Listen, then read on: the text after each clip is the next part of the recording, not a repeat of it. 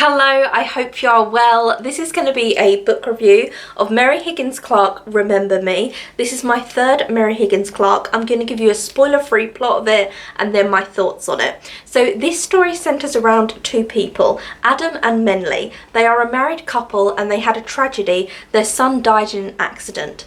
And now years later they have a daughter, and Menley has had a lot of mental health problems. And she has a psychiatrist, and Adam decides that he's going to take her to the Cape and they're going to rent out a house there. She is a child's fiction author and then she can write a book there, and that might help her. Being close to the sea might clear her mind. They live in Manhattan, so they have a very busy life, and so he thinks that break away from their lives may be able to help her. So they go there for a holiday. Adam actually grew up on the Cape, so he knows the area very well. And then they hear a death has occurred.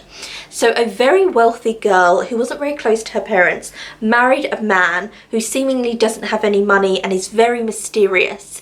And then all of a sudden the wealthy girl dies. She is an accident in the water, and many people think that her new husband is actually a gold digger and that he killed her so that he could get at her money. Adam is a lawyer and Menley thinks that the boy is innocent, so she says to Adam, why don't you defend the boy who everyone's calling a gold digger and a murderer? Why don't you defend him? Why don't you meet up with him, see if you can help? And Adam is a top Manhattan lawyer.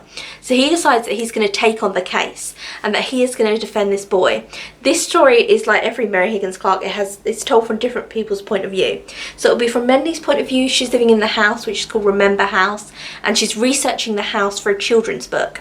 And it was built by a captain for his wife, and then something, I'm not going to spoil it, but something happened between the two of them and he went off with the baby, and the house is called Remember House, and there's a reason why it's called that.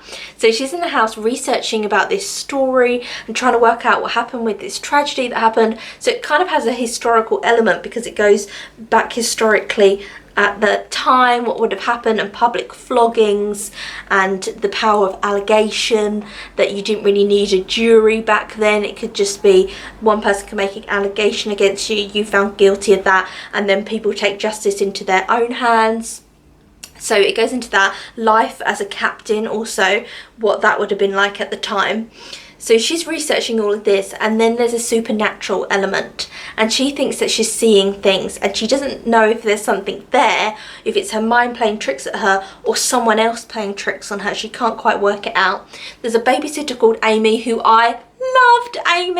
Amy's mother had died, and her dad was about to remarry this woman called Elaine, who's Adam's old friend, and she really hates Elaine, and she's telling Menley all about it whilst looking after Menley and Adam's daughter, who's called Hannah.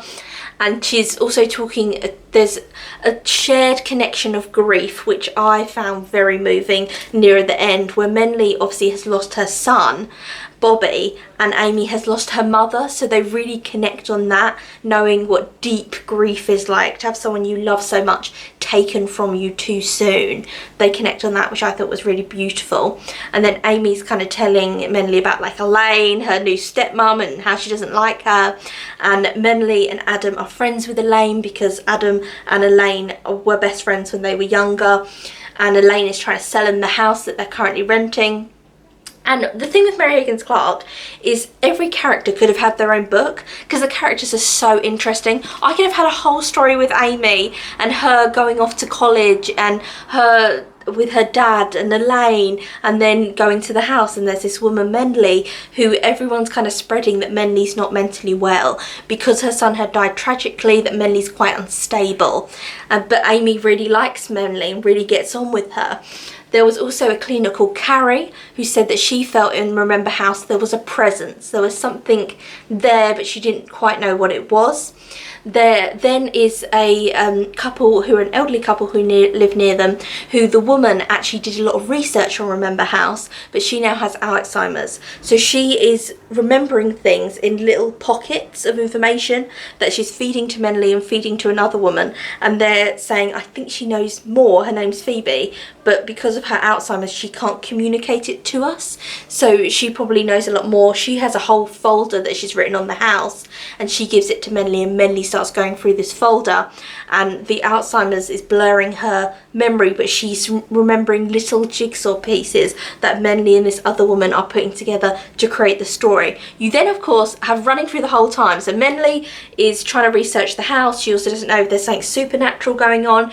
You then have Adam, who's worried about Menly. Is Menly going to have a breakdown? And then you have Adam, who's defending this boy who's been called a gold-digging murderer. You then have a detective who's looking into the murderer himself to work out if this boy is the murderer.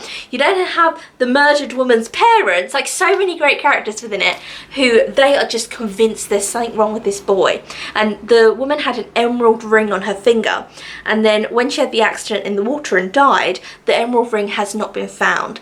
So they're saying maybe he took the emerald ring off her and he's got that. So if we can find that ring on him, and it's just so interesting. And I like also how Mary Higgins Clark gives you breadcrumbs of information. So here's a little bit of information. It might not be relevant to the plot, but here it is. So you're kind of following trails and putting pieces together.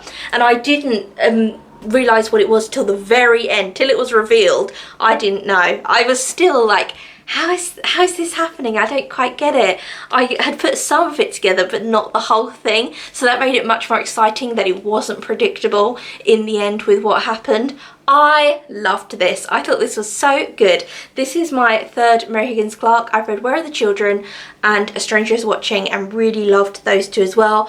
But I really liked this. This was very different than the other two because it had the supernatural element within it, and it was really chilling. I couldn't read it at night. That's the one thing I would say, is I normally read like books before I go to bed, but I couldn't. When it was stuff like this. She walked into the room. The cradle, the baby's antique cradle, was rocking by itself. And I was like, no, I can't read this at night. She felt a presence in the still of the house. I was like, no, I'm not reading this at night in the dark. No, thank you. So I couldn't read it at night, but I loved it. It was so good. Had so many different elements. It was very different than anything I've ever read from her, because normally like a child's gone missing in Where Are the Children, and then A Stranger Is Watching, something happens and you're straight into this plot with the police trying to track someone down. Whereas with this, there were things happening in the background. So the murder of this woman had already happened when they arrived. So her murder, her death is being investigated, and everyone's convinced it's a murder, but people are just talking about it. It's just kind of gossip in the town. And the only person that could have done it was her husband. It was either her husband or an accident. So they're not tracking anyone down. There's not that fast-paced thriller, we've got to get, you know, someone's being held captive, we've got to get them out quick, the children are missing, we've got to find them before something happens to them. It wasn't like that. It was a lot slower than the other two books that I've read by her, but I really liked that. And I really liked that we got really delved deep into psychology, and how when Menly was talking about that she's kind of known for being not very mentally well, and that people just assume that of her. And she was saying, I'm not sad because I'm having a breakdown, I'm sad because I'm grieving the death of my son. So Adam was, every time she was sad about something, talking to her psychiatrist, and they were trying to work out what they could do and up her medication, and she was saying, no, I'm grieving, and I'm going to grieve for my son till the day I die. That's it. But it doesn't mean that I'm having a breakdown because of that. But then from Adam's side, she did have a breakdown when their son died from the accident. She did have a breakdown and panic attacks, and so he's worried that she's going to go back into those ways. So fascinating. I could talk here for another 10 minutes about this book. One more point that I really loved from it that I just want to get in is I liked when Menly and Amy were talking, because Menly lost her son, Amy lost her mother, and Amy was asking her, you know, you lost your son Bobby, do you ever kind of get over the grief, like when does it stop hurting? And Menly said it doesn't. And I really was like, oh, when they were having that conversation and she was saying it doesn't, because in a lot of books sometimes it will say, you know, things get better and you'll start feeling better and you'll only remember the good times. But if someone's been taken tragically from you and they've been taken too early, then there's always that sense of injustice. There must always be that deep pain, and so you never just come to terms with their death because it was such a shocking, tragic death. and that grief always lives within you, but you learn as a person how to cope with it, but it never goes away. There isn't a cure for it. I really liked that element within it, because Adam was looking for some kind of cure for Menly, and that, like, first page, like right at the beginning, you know that he's trying to talk to her about her medication, taking more medication, and she's just saying, no, I'm grieving, and this is actually very natural to be grieving and going through this instead of suppressing everything. I loved it. I absolutely adored it. I could just waffle on, but I'm going to end it here.